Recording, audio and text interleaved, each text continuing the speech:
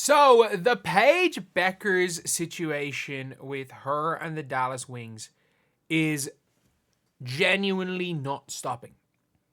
It is not stopping. And for the first time, it seems like there might be some truth to it. Like, maybe not truth in that she's going to, take the year or threaten to go back to UConn or threaten to sit out or anything. Like, I don't think she'll go that far.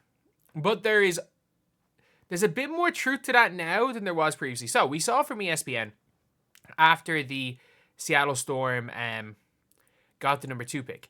In particular, landing number 2 pick suddenly puts Seattle in position to make a run to number 1 pick if Bueckers tells the Wings she'd rather return for a 6th year of college rather than come to Dallas. So, what type of... I actually do think the Storm have a pretty decent offer for the Dallas Wings. Number 2, the Sparks 2026 pick, the Storm 2026 pick, and you'd have to give up something else. You'd probably have to give up your 2027 pick, honestly. Or you might have to make it a 3-team deal and give another pick to Dallas. Yeah, let's say 2027. Like, the Storm would have to pretty much give up their own pick for the next 2 years, if that's possible. They still have it. And they would have to give up the Sparks pick in 2026. And number 2. So you would have to give 2 firsts. You'd have to give number 2 and 2 extra firsts. Maybe they keep the 2027 and they give them 2 extra first round picks next year, with the chance that one of them is in the lottery. The Sparks pick could very well be in the lottery, which is Seattle Storm own. But that would be a okay trade. It would be, and that might not be even enough for Paige Bueckers if that is what these teams rate Paige Bueckers as, above Olivia Moss. But yeah, obviously given their Euro practice facility, obviously for the Storm. But not only could Seattle offer the Wings a chance to draft the same player at number 2, they take with the top pick if Bueckers passed on the draft, with multiple additional first rounders, including Sparks 2026 first rounder, which has the upside if Los Angeles misses the playoffs because the WNBA lottery standings reflect record over the past 2 years combined. That is very true. If the Sparks do miss the playoffs entirely, then that very well could get the Dallas Wings a Lauren Betts, a Tania Latson, a Reagan Beers, trying to think who else, a Flaujae, all the players in the top of that draft.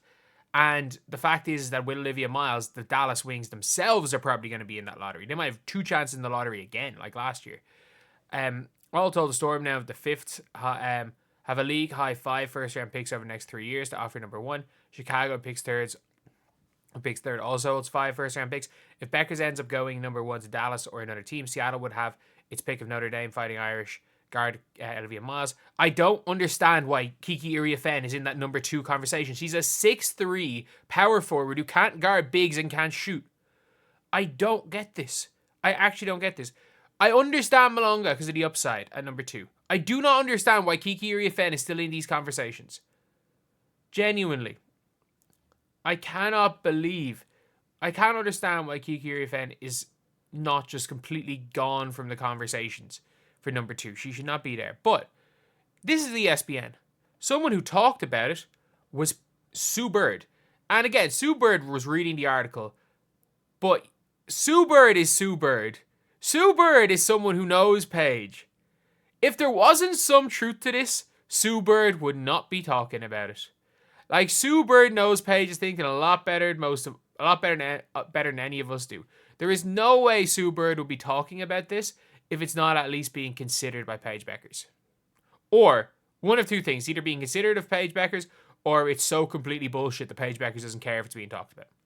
As reported by Kevin Pelton on ESPN, the 3-team trade fulfills Lloyd's trade request by sending her to the Las Vegas Aces to replace Plum, who will join the Los Angeles Sparks via sign-and-trade after the Aces use their core designation to take her out of free agency. Meanwhile, the Storm move up from number 9 to number 2 in April's draft, which could facilitate This one gets a little tricky, but which could facilitate an offer to land the number 1 pick from the Dallas Wings if top prospect Paige Bueckers of the Yukon Huskies prefers not to play in Dallas. Those are Kevin Pelton's words, not mine. Those are Kevin Pelton's words, not mine. And with her saying that, those are Kevin Pelton's words, not mine.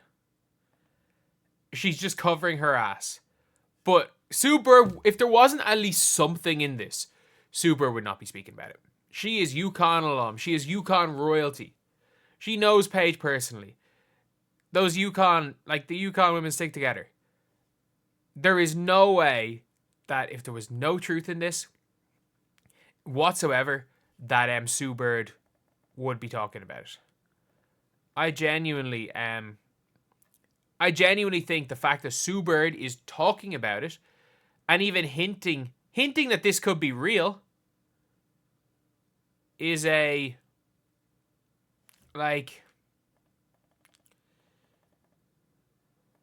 should be enough to say that there's at least some possibility of this. Again, do I think that this is a guarantee that she's going to do it? No. But I think there has genuinely been there's been more and more push from this, obviously in the media, but we're now seeing Sue Bird hinting at it. So I think it could happen. I do think it could happen. Look, if you offer 2 picks in the 2026, 2 firsts in the 2026 pick, and the chance is if Paige was not going to play for you anyway, you're still going to get Olivia Miles.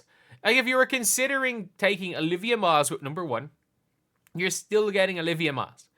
So, yeah, I don't know. I don't know what way this is going to work, honestly. But there is too much about this. There is way too much about this for it not to at least be a consideration. Because if there was a chance of Paige Bueckers not go, like Paige Bueckers, she's hearing all these rumors. Like there was no room. People were like, why was there no rumors about Caitlin Clark? Because Caitlin Clark was retweeting Indiana Fever stuff as soon as the number 1 pick got announced. She had talked non-stop about how much she wanted to play with Leah Boston after the Indiana Fever got the number 1 pick. Like, that's the situation with Caitlin Clark. Whereas Paige Bueckers hasn't even declared for the draft yet. She is 23 years old. She's 23 and she hasn't even declared for the draft. We've got a person that I would be very confident was Dominique Malonga's father, because there's no way someone created a fake page for Dominique Malonga's dad 2 years ago without any name change in the 2 years and is going around commenting on videos about Malonga being like, Malonga wants to go to the WNBA. She doesn't want to stay in France. Her goal is the WNBA. So that's like look, I've seen it on multiple videos about Malonga. Like, Malonga really wants to go to the league and she's 4 years younger than Paige. Like, we're looking at Paige. And if Paige goes back to college, she's not going number 1 next year. There is no way you take a 24-year-old Paige Bueckers over Flaw J. Johnson. You just don't. You just don't.